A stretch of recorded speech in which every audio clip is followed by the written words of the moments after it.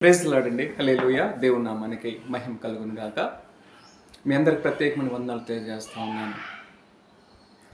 ఏమంటే అపోస్తుల కార్యాలు 8వ అధ్యాయంలో ఒక వాక్యం మాట్లాడుతూ ఉందండి. ఆ వాక్యం ఏంటంటే ఇథియోపియా దేశం నుంచి యెరూషలేము దేశానికి వెళ్తా ఉన్నారండి. ఒక రాణి గారు, రాణి కింద నపుంసకుడు ఉన్నారండి. ఉంటే వాళ్ళు వెళ్తా ఉన్నారు.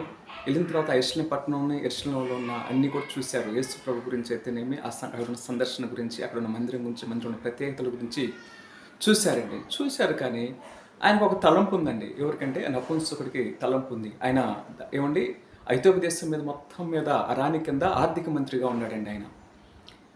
వదకు తేపడుతున్న గొర్రెపిల్ల మౌనంగా ఉన్నట్లుగా, అసలు ఇది ఎవరి గురించి చెబుతా ఉన్నారు? నాకేం అర్థం కావట్లేదు. వదకు తేపడిన గొర్రెపిల్ల వధించువాని దగ్గర మౌనంగా ఉందంట. అది ఎలా సాధ్యమవుతుంది? ఎందుకు అని చెప్పేసి ఆలోచన వస్తే ఫిలిప్‌కి ఏమంటే దేవుడు ప్రేరేపణ కలిగించి, నువ్వు పలానా దగ్గరికి వెళ్ళి అతనికి మారు మనసు పొంది రక్షణ పొందుతాడు. అతనికి నువ్వు మంచి మాటలు చెప్పు, నా గురించి చెప్పు అని చెప్పేసి లేఖనాలు తెలియజేస్తా ఉన్నాయండి. ఎంత గొప్ప ధన్యతండి. చూడండి, ఫిలిప్ గారు అక్కడికి వెళ్ళారు. అయ్యా ఇది మరి ఆయన అడుగుతాడు, ఈ మీరు ఎవరంటే నేను పలాని ప్రవక్తని. ప్రవక్త అంటే ఏమండి మరి శిష్యుడు, యేసుప్రభు శిష్యుడు. ఆయన సువార్త ప్రకటించిన కొన్ని వ్యక్తి ఫిలిప్ గారు.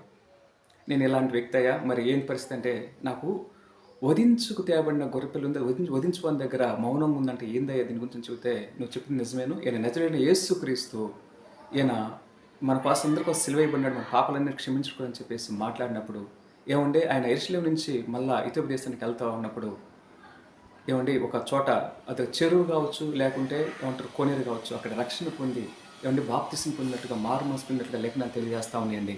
అంటే మానవులందరూ రక్షణ పొందడానికి అర్హులే. చూడండి, అది ఆడవాళ్ళైనా మగవాళ్ళైనా చివరికి నపుంసకులైనా రక్షణ పొందడానికి అర్హులే అని చెప్పేసి లేఖనాలు తెలియజేస్తాండి.